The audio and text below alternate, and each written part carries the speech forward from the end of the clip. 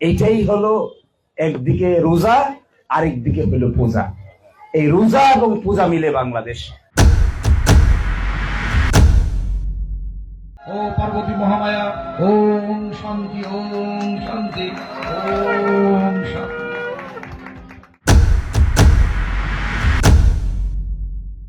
এদেশের সকল নাগরিকের যেমন বিএনপি আমলিগ করার অধিকার আছে, তেমন এদেশের সকল হিন্দুদের এই জামাত ইসলামী করার অধিকার আছে। সুপ্রিয় দর্শক, আসসালামু আলাইকুম। বাংলাদেশের রাজনীতির দুটি ভর, একটি হচ্ছে আওয়ামী লীগ, অন্যটি হচ্ছে বিএনপি। তো আওয়ামী লীগ তো বর্তমানে নিষিদ্ধ, তাই বাংলাদেশের রাজনীতির ভর ডিসব্যালেন্স হয়ে গেছে।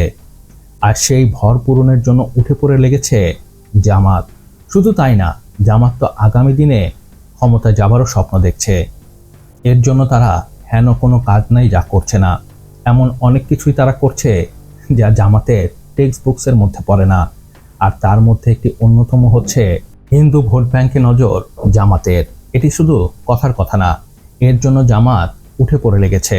তারা বিভিন্ন জায়গায় ক্যাম্পেইন করছে, হিন্দুদের বোঝানোর চেষ্টা করছে এবং তাদের দলে যোগদানে উৎসাহিত করছে। এবং আরও ইন্টারেস্টিং ফ্যাক্ট হচ্ছে, জামাত অনেক জায়গায় সফলও হচ্ছে। জি হ্যাঁ, আগে যেটি কল্পনাও করা যেত না যে হিন্দুরা জামাতে যোগ দিচ্ছে, সেই অকল্পনীয় ব্যাপারও এখন ঘটছে। এ ব্যাপারে উমেদপুর ইউনিয়নের জামাতের আমির মোহাম্মদ শওকত আলী বলেন, আমরা কয়েক মাস ধরে সনাতন ধর্মের অনুসারীদের মধ্যে কাজ করছি। তারা রাজনৈতিকভাবে আমাদের সমর্থক হয়ে দাঁড়িয়েছেন, দাঁড়িপাল্লার সমর্থক হয়েছেন। এটি কোনো বিচ্ছিন্ন ঘটনা না।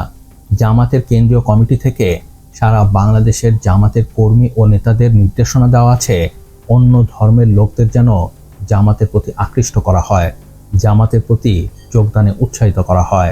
এমনকি সপ্তাহখানেক আগে খুলনার ডুমুরিয়ায় শুধুমাত্র সনাতন ধর্মাবলম্বীদের নিয়ে জামাতের একটি হিন্দু সম্মেলনও অনুষ্ঠিত হয়ে গেছে।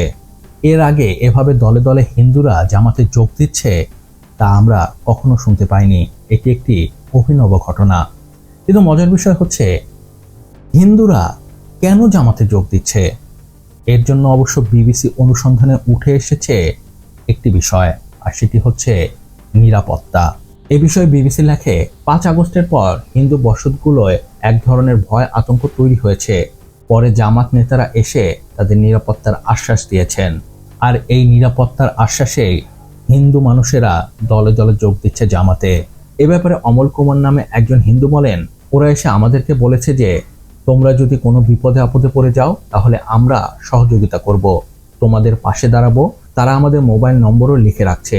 এরকম সাপোর্ট তো অন্যরা কম দিয়েছে, তারা সাপোর্ট দিছে বলেই আমরা তাদের সাপোর্ট দিচ্ছি। ঠিক একই কথার প্রতিধ্বনি শোনা যায় জামাতের অন্যান্য নেতার কণ্ঠেও। যেমন এ ব্যাপারে উমেদপুর ইউনিয়নের জামাত নেতা শওকত আলী বলেন, আমরা তাদের এ কারণেই আহ্বান করছি যে তারা আমাদের প্রতিবেশী, তারা স্বাধীনভাবে তাদের ধর্ম পালন করবে, কিন্তু তাদের নিরাপত্তা দেওয়া আমাদের দায়িত্ব কর্তব্য। তাদেরকে আমরা আহ্বান জানিয়েছি। আমাদের দাঁড়িপাল্লা প্রতীক হচ্ছে ন্যায় ও ইনসাফের প্রতীক। তারা আমাদের কাছে ইনসাফপূর্ণ ব্যবহার পাবেন সব সময়। কিন্তু এখন প্রশ্ন হচ্ছে, জামাত তো একটি নির্দিষ্ট মতাদর্শের দল, তাদের একটি কট্টর মনোভাব আছে, যার বাইরে তাদের যাওয়ার কোনো সুযোগ নেই। কিন্তু সেই জামাত কিভাবে হিন্দুদের নিজের দলে টেনে আনছে? এ ব্যাপারে অবশ্য জামাতের সেক্রেটারি মিয়া গোলাম পরোয়ার বলেন, আমাদের গঠনতন্ত্রে মুসলিমদের সদস্য হিসেবে অন্তর্ভুক্তির বিধান আছে, তবে তাদেরকে মুসলমানের মতো কোনো শর্ত দেওয়া হয়নি। বলা হয়েছে জামাতের শৃঙ্খলা মেনে চলা, রাজনৈতিক সিদ্ধান্ত বাস্তবায়নকে গুরুত্ব দেওয়া, দেশের স্বাধীনতা সার্বভৌমত্ব রক্ষায় ভূমিকা রাখা এবং উপার্জনে অবৈধ পন্থা অবলম্বন না করা, এরকম 4টি শর্ত মানলেই ভিন্ন ধর্মের লোকেরা আমাদের সদস্য হতে পারে। খুব ভালো কথা, জামাত এখানে সেকুলারিজমের পরিচয় দিচ্ছে, উদারতার কথা বলছে। কিন্তু এখন প্রশ্ন হচ্ছে, এই যে বিভিন্ন ধর্মের লোকদের তাদের সদস্য বানাচ্ছে, মানে জামাতের সদস্য বানাচ্ছে, এই সদস্যরা কি কখনো জামাতের নেতৃত্বে আসতে পারবে? এ ব্যাপারে অবশ্য মিস্টার পারোয়ার বলেন, তারা তাদের ফোরামের লিডার হবেন, মূল জামাতের নেতৃত্বে আসবার তো আমাদের বিধিবিধান অনুযায়ী সুযোগ নেই। আর এইখানেই উন্মোচিত হয়ে যায় জামাতের আসল রূপ। কারণ জামাতের এটি একটি নির্বাচনের স্ট্র্যাটেজি মাত্র। তারা আগামী নির্বাচনে ক্ষমতায় যাওয়ার জন্য হিন্দুদের ব্যবহার করছে।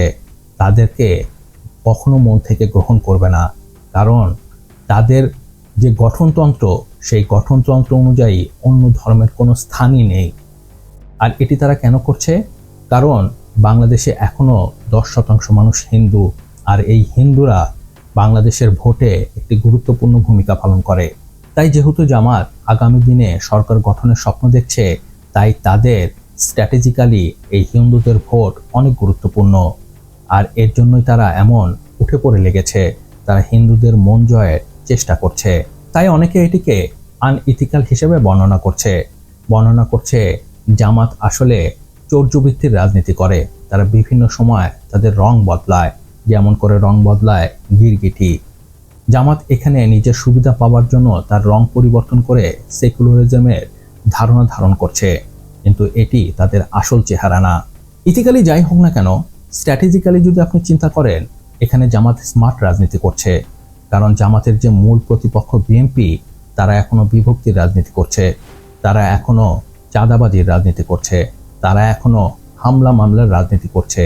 সেখানে জামাত সেই সুযোগে মানবতার পরিচয় দিয়ে নিজেকে মহান তুলে ধরার চেষ্টা করছে। হতে পারে তারা মহান না, কিন্তু দেখানোর তো চেষ্টা করছে। এই সময় তো তারা সাধারণ মানুষের পাশে দাঁড়াচ্ছে। এটি তাদের ভোট ব্যাংক অনেকটা না হলেও কিছুটা হলেও বাড়িয়ে দেবে, আর যার সুবিধা পাবে তারা আগামী নির্বাচনে। তো যাই হোক, এ ছিল এ ব্যাপার আমার বিশ্লেষণ। এ ব্যাপারে আপনার কি মত তা আমাকে নিচে কমেন্টস করে জানাতে পারেন। আর হ্যাঁ, ভিডিওটি কেমন লাগলো তো অবশ্যই জানাবেন। আর প্লিজ সাবস্ক্রাইব করতে ভুলবেন না। আপনার একটি সাবস্ক্রাইব আমাকে অনেক বেশি উৎসাহিত করে নতুন নতুন কন্টেন্টের কোয়ালিটি ভিডিও তৈরি করার। ভালো থাকবেন, সুস্থ থাকবেন। আল্লাহ হাফেজ।